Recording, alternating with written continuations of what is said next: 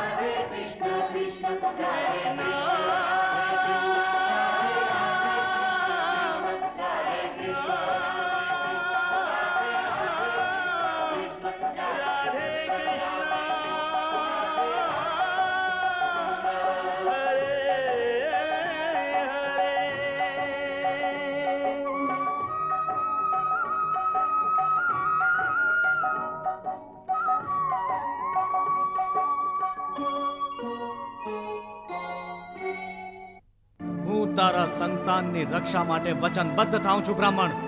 હું કરીશ તારી સુરક્ષા. અને જો એવું ન થયું, તું મારા પુત્રની રક્ષા ન કરી શક્યો, તો પછી શું કરશે? તો હું કુંતી પુત્ર અર્જુન આ યજ્ઞની અગ્નિને સાક્ષી માનીને પ્રતિજ્ઞા લઉં છું કે જો હું આ બ્રાહ્મણના સંતાનની રક્ષા ન કરી શક્યો તો અગ્નિમાં પ્રવેશીને મારા પ્રાણ ત્યાગી દઈશ. કુંતી પુત્રએ બહુ કઠિન અને અસાધ્ય પ્રતિજ્ઞા કરી લીધી છે.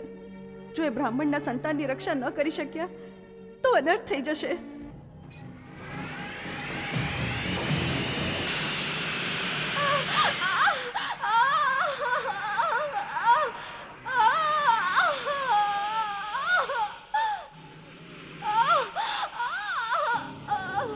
મારું આ બાણોનું કવચ તમારા ઘરને પૂર્ણ સુરક્ષિત રાખશે.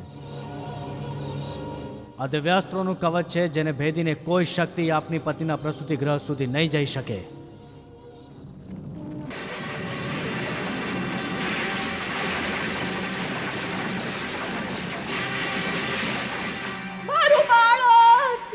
ધીરજ રાખ પુત્ર, ધીરજ રાખ.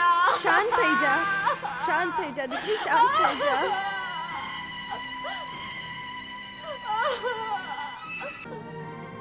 તું પાપી છે, તારો કૃષ્ણ પણ પાપી છે. આ દ્વારિકા પાપનો એક કુંભ છે, મહાકુંભ છે. અહીંયા કોઈનું કલ્યાણ નહીં થઈ શકે.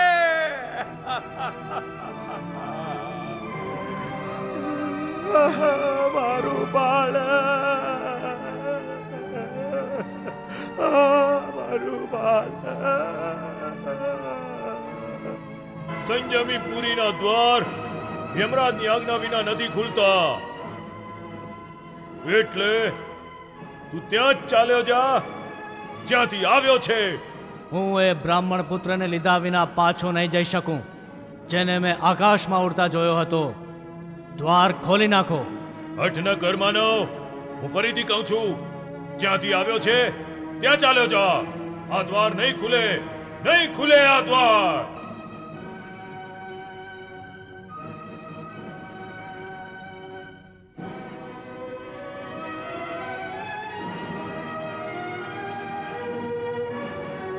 ખુલશે અને અવશ્ય ખુલશે. તું અર્જુનના પરાક્રમને જાણતો નથી. હું આ દ્વારનો જ વિધ્વંસ કરી નાખીશ.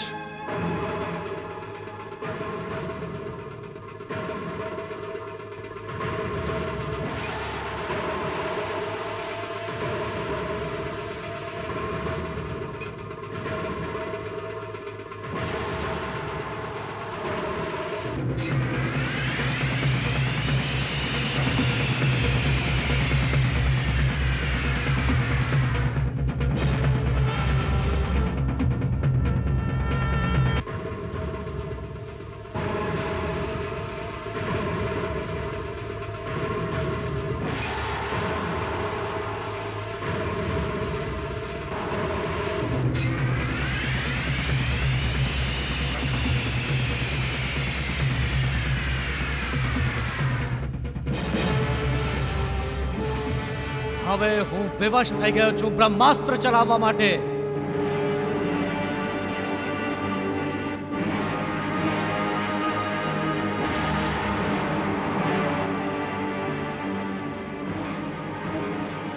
હે બ્રહ્મદેવ, મારા બધા જ અસ્ત્રો અત્યારે નિષ્ફળ ગયા છે, એટલે હવે હું આપનું બ્રહ્માસ્ત્ર ચલાવવા માટે વિવશ થયો છું.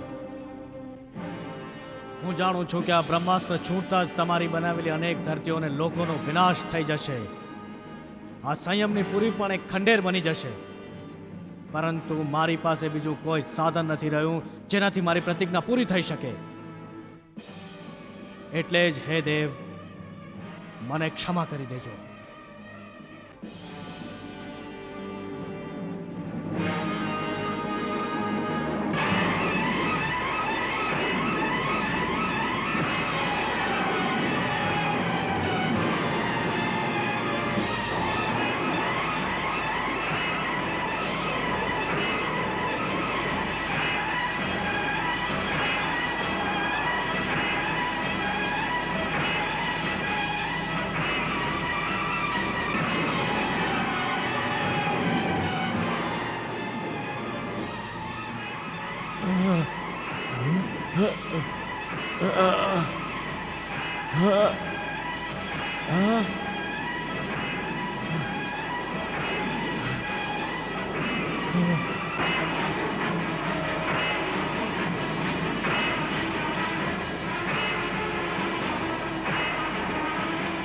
થોભી જા અર્જુન.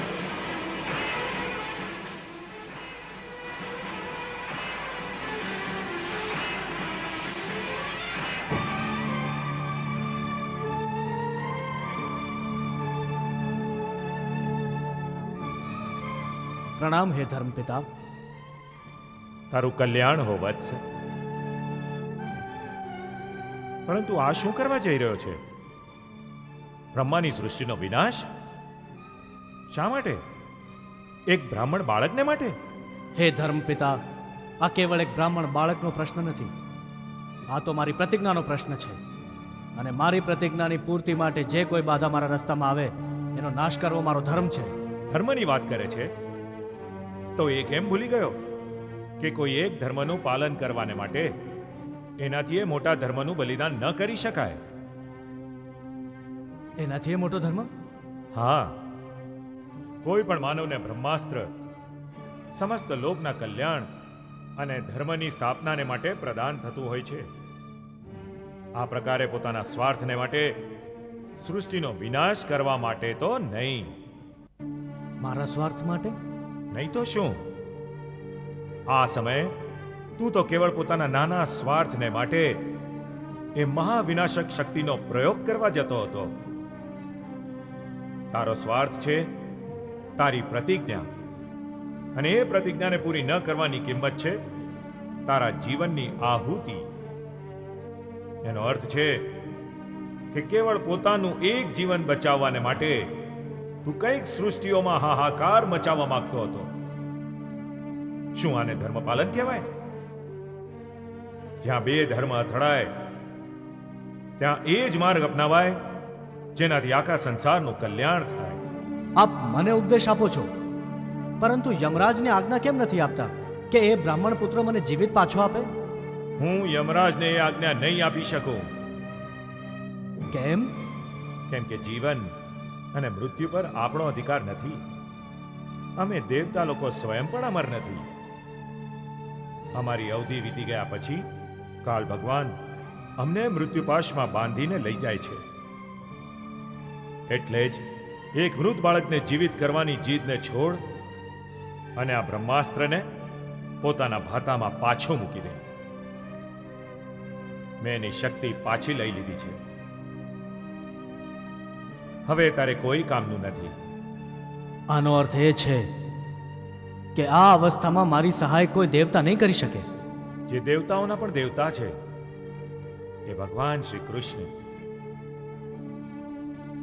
આ સમયે ધરતી પર જ છે. એ જ તારી સહાય કરી શકે છે.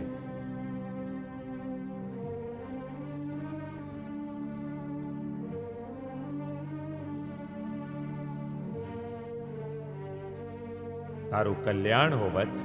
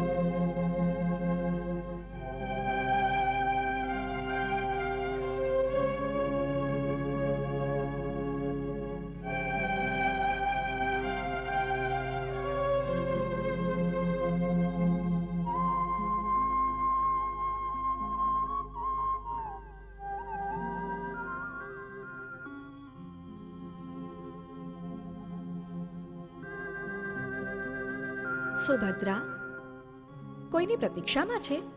બસ એમ જ ભાભી.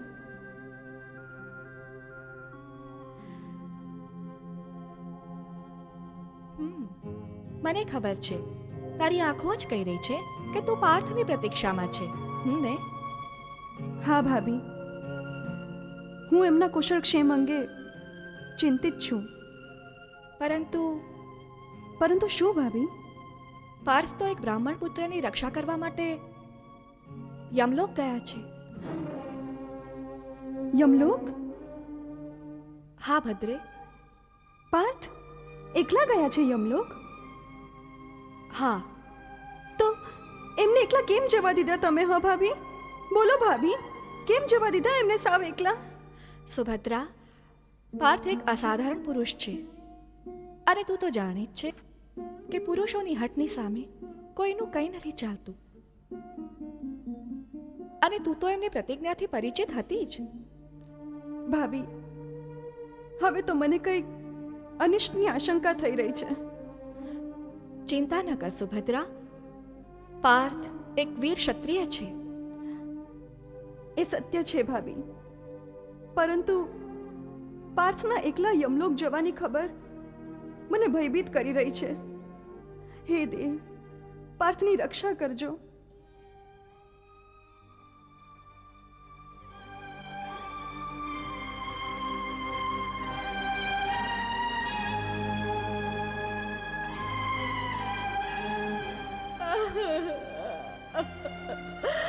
મારું બાળા,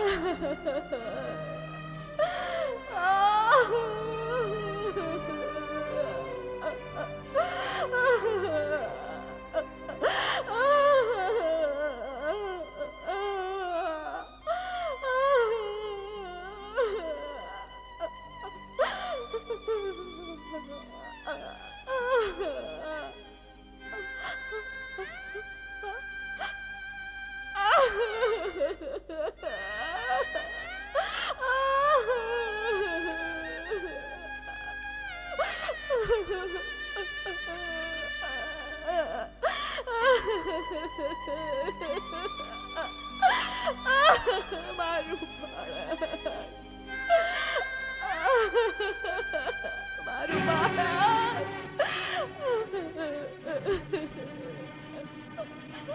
જુઓ જુઓ નગરજનો, જુઓ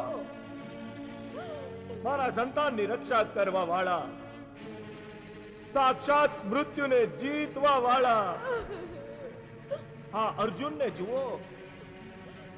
એના પરાક્રમથી ભગવાન મહાદેવ શંકર પણ પ્રસન્ન થયા હતા.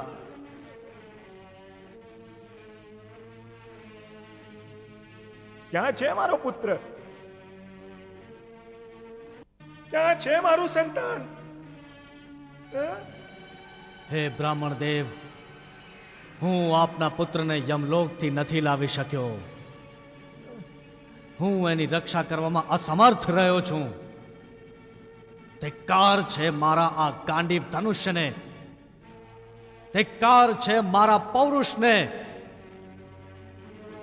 હે બ્રાહ્મણ, હું મારી પ્રતિજ્ઞાનું પાલન કરીશ.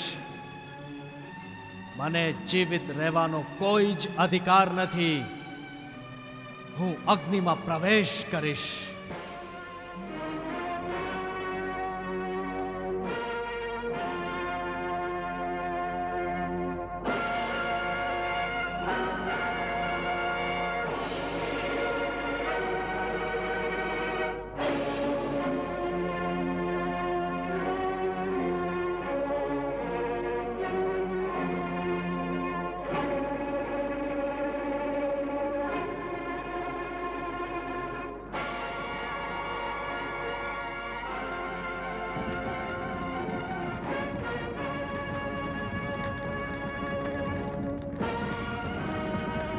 હું કુંતી પુત્ર અર્જુન આ પૃથ્વીના લોકપાલ અને દિગ્પાલોને સાક્ષી રાખીને જણાવું છું કે હું બ્રાહ્મણ દંપતીના પુત્રના પ્રાણની રક્ષા ન કરી શક્યો.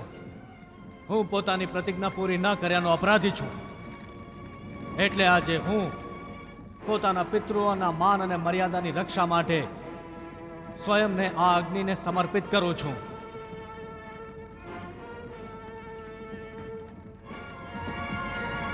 માતા કુંતી, મોટા ભાઈ યુધિષ્ઠિર અને ભીમ મને ક્ષમા કરી દેજો.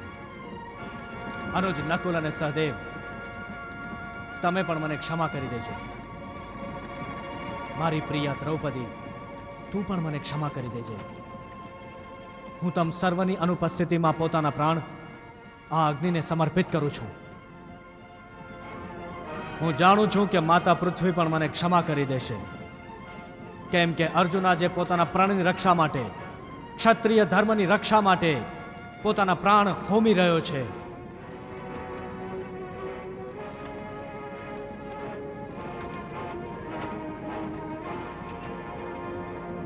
હે પિતૃગણ, હું મૃત્યુલોક છોડીને આપના લોકમાં આવું છું. મને આશીર્વાદ આપજો.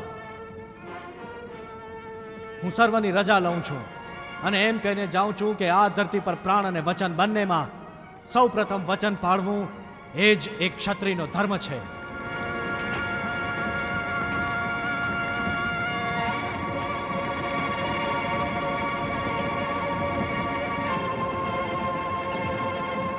થોભી જા પાર્થ.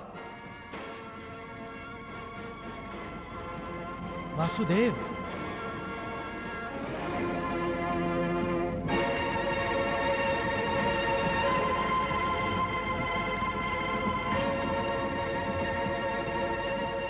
મને શું કહીને આમ જઈ રહ્યો છે સખા અર્જુન? હું પોતાના ધર્મ પાલનમાં નિષ્ફળ રહ્યો જનાર્દન.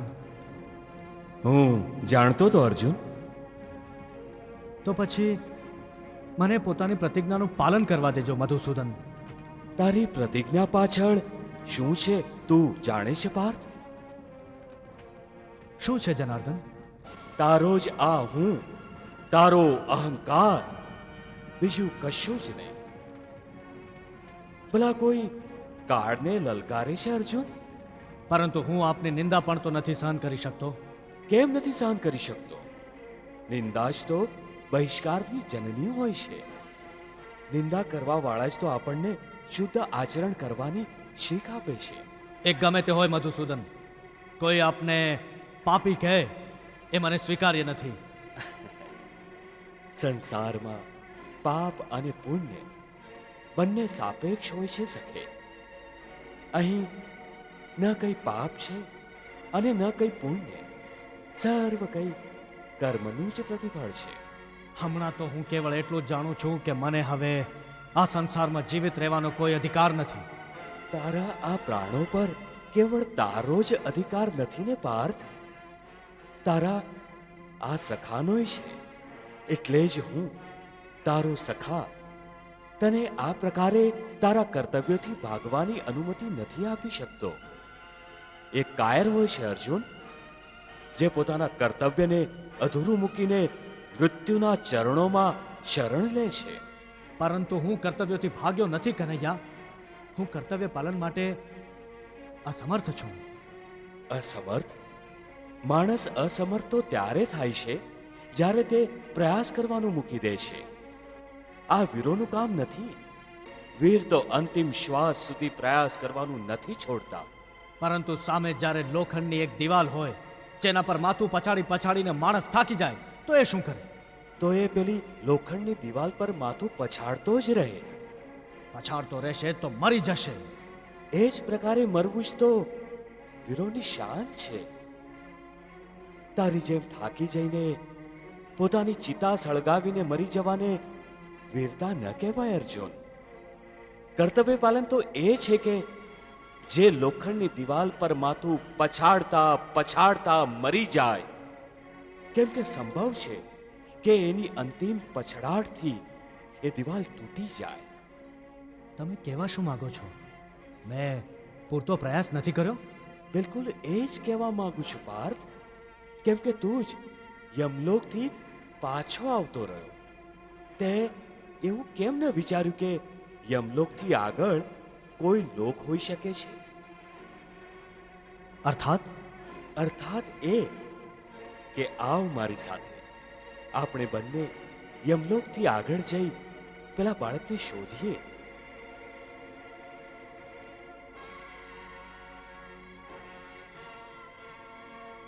હે બ્રાહ્મણ, મારા સખા અર્જુનમાં તારા પુત્રને શોધી લાવવાનું સામર્થ્ય છે. એ પોતાની પ્રતિજ્ઞા અવશ્ય પૂરી કરશે. તમે ધીરજ રાખો અને અમારી પ્રતીક્ષા કરો. ચાલ અર્જુન.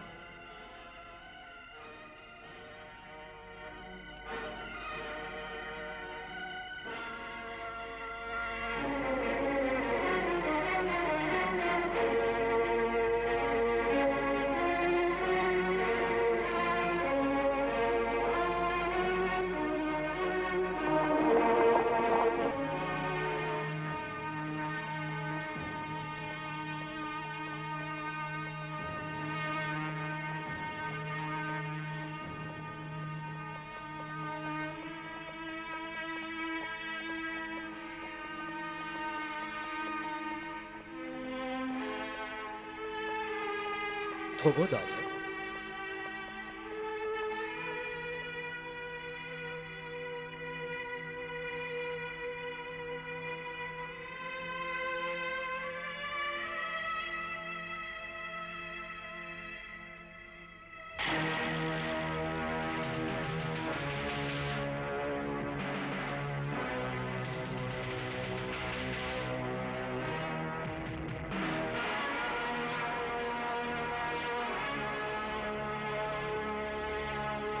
દાસક, તમે અહીં જ રહો.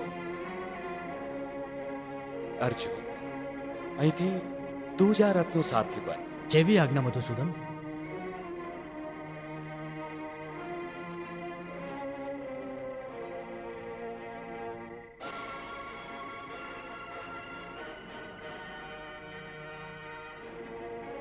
પાર્થ, ચાલો.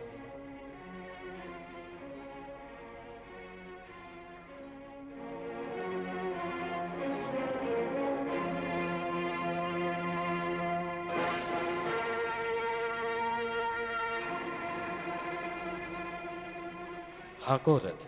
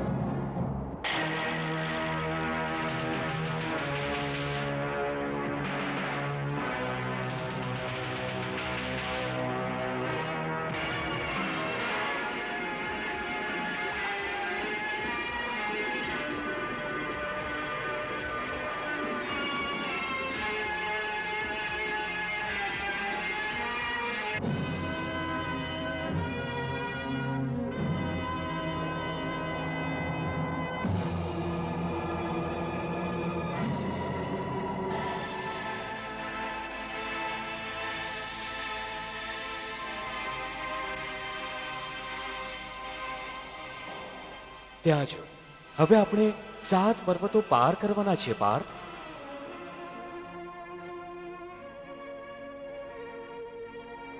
વાસુદેવ, આજ જેવો નિરાશ હું પહેલા કદી નહોતો થયો.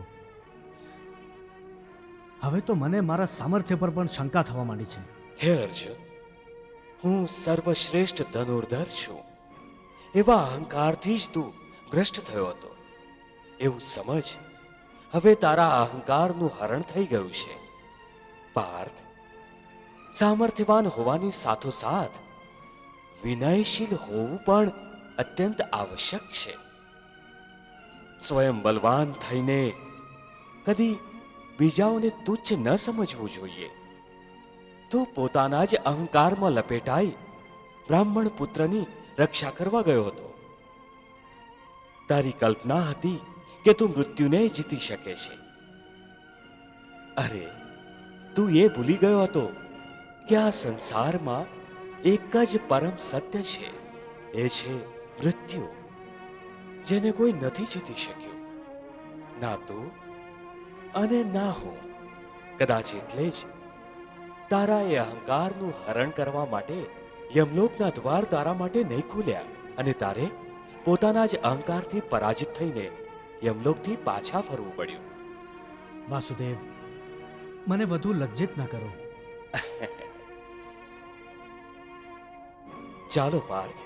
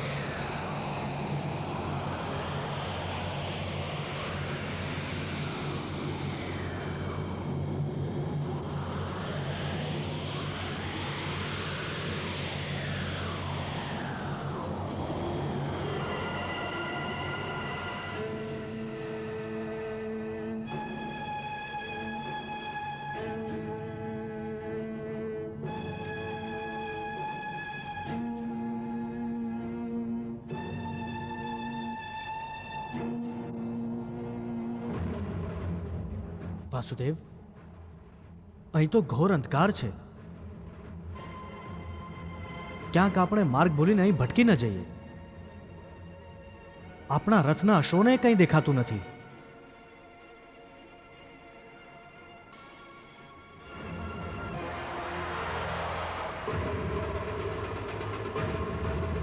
જાઓ સુદર્શન, તમારા જ્યોતિર્મય તેજથી આ ઘનઘોર અંધકારને ભેદીને અમારો માર્ગ પ્રકાશિત કરો.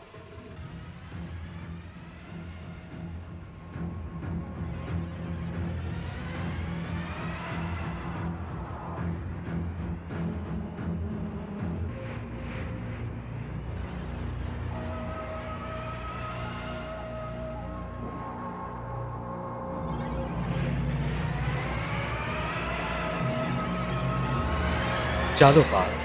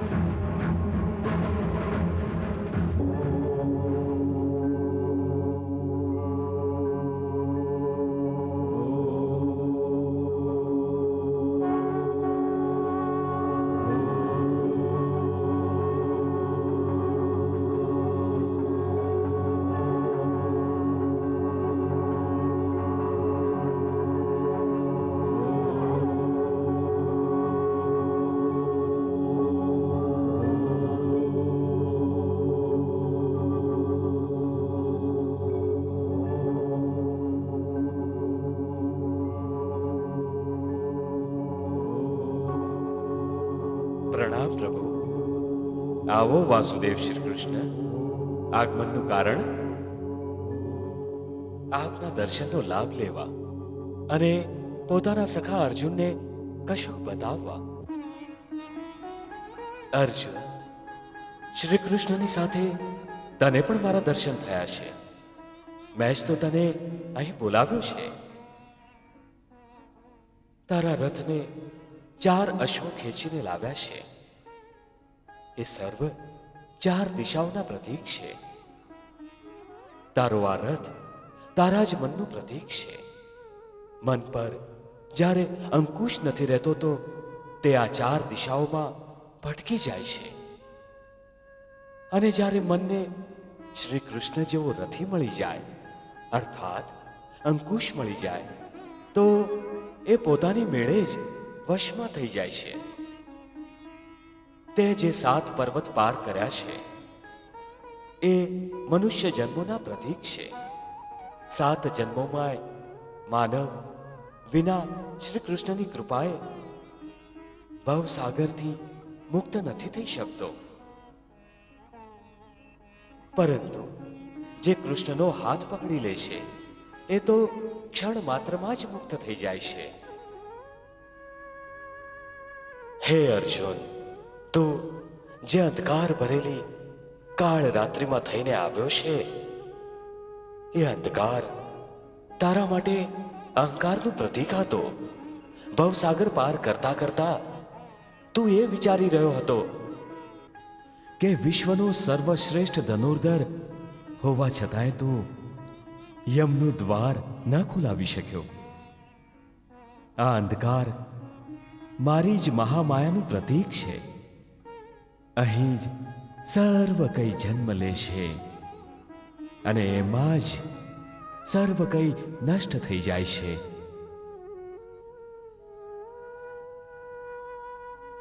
વાસુદેવના સુદર્શને તારો માર્ગ પ્રશસ્ત કર્યો.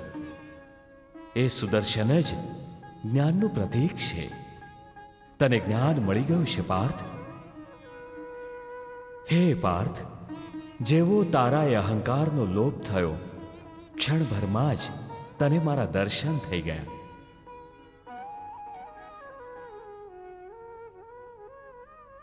મને ક્ષમા કરજો દીનાનાથ. મારા અપરાધનો દંડ પેલા બ્રાહ્મણને ના આપશો. એમના પુત્રો અમને પાછા આપો દીનાનાથ. અરે, તમને બંનેને અહીં લાવવા માટે જ તો મેં પેલા બ્રાહ્મણના ચારેય પુત્રોને મારા લોકમાં બોલાવ્યા હતા. હે પાર્થ, ચિંતા ના કરો. તમે બંને મારી જ કલાઓની સાથે પૃથ્વી પર ગયા છો, એટલે તમારા થકી પૃથ્વી પર ધર્મની સ્થાપના થશે, આસુરી શક્તિઓનો વિનાશ થશે. જાઓ અને લોકમંગલ કરતા રહીને ધર્મનું આચરણ કરો. તમે બંને ઋષિવર નર અને નારાયણ છો.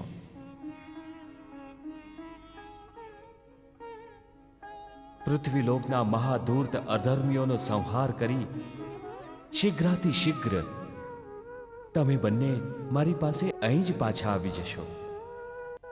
યદ્યપિ તમે પૂર્ણ કામ અને સર્વશ્રેષ્ઠ છો, તેમ છતાં જ્યાં સુધી મૃત્યુલોકમાં રહો ત્યાં સુધી ધર્મની સ્થાપના અને લોક સંગ્રહ માટે ધર્મનું આચરણ કરતા રહેવું આવશ્યક છે. જેનાથી સંસારીઓ તમારા સત્કર્મોનું અનુસરણ કરતા રહે. આપને કોટી કોટી નમસ્કાર પ્રભુ. આપને કોટી કોટી નમસ્કાર. લો, અમે તમને બ્રાહ્મણના સર્વ પુત્રો પાછા આપી દઈએ છીએ.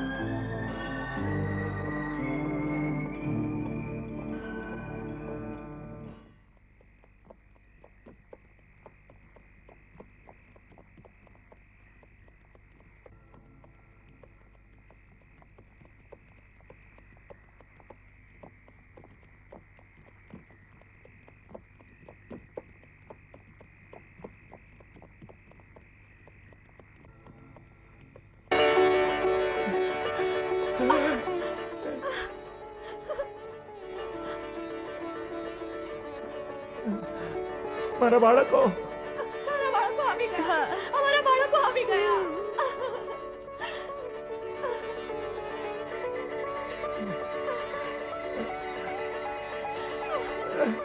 મારા બાળકો, મારા બાળકો.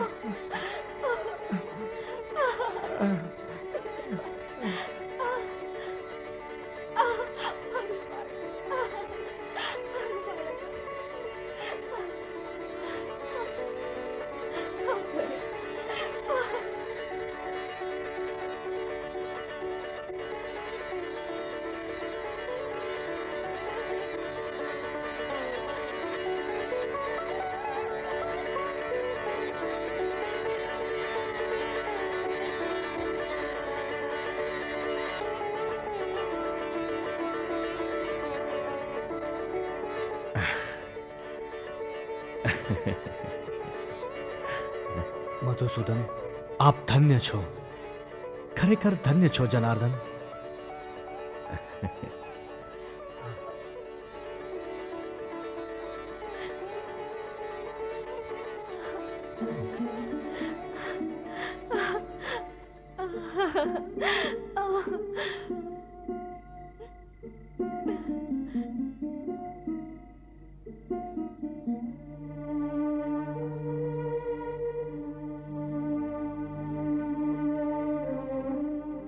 હું નથી જાણતો કે તમે કોણ છો, ક્યાંથી આવ્યા છો,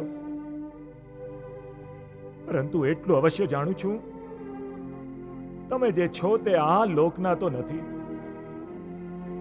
કેમ કે જે કાર્ય તમે કરી બતાવ્યું છે એ આ ધરતીના માનવને માટે અસંભવ છે. અસંભવ. મેં તો પીડિત થઈને આવેશમાં આવીને તમારા પર જે કંઈ આરોપ મૂક્યા જે કંઈ કટુ શબ્દો કહ્યા એ શબ્દો મિથ્યા આરોપ હતા. એને માટે આ ગરીબ બ્રાહ્મણને ક્ષમા કરી દો. ક્ષમા કરી દો દ્વારકાધીશ. ક્ષમા કરી દો દ્વારકાધીશ. ક્ષમા કરી દો. ક્ષમા કરી દો.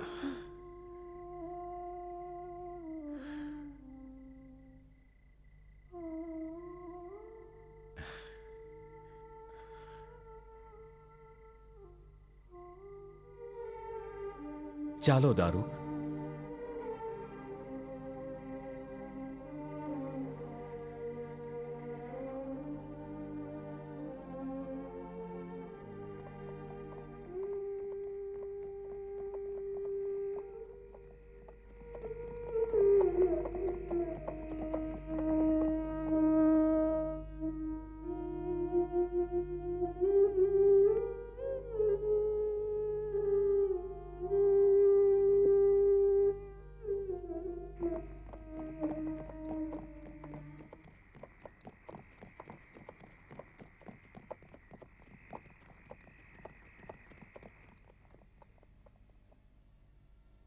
અરે, રથ કેમ રોકી દીધો પાર્થ?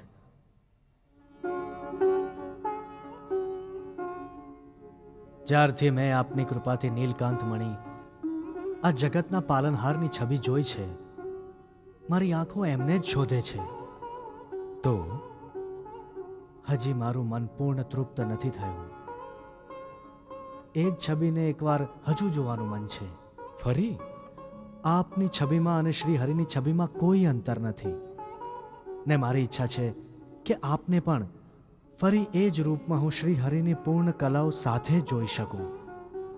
હું એ વિરાટ ચિરંતન સત્યને આપમાં જોવા માંગુ છું. શું આપ મારી ઈચ્છા પૂર્ણ નહીં કરી શકો? અવશ્ય પૂરી કરી શકું છું. મારી આંખો એ સ્વરૂપ જોવા માટે ઉત્સુક છે જનાર્દન. પરંતુ આ ચર્મચક્ષુ થકી તું મારા સ્વરૂપને નહીં જોઈ શકે પાર્થ. મારી તરફ જો. પહેલા હું તને દિવ્ય દ્રષ્ટિ પ્રદાન કરું છું.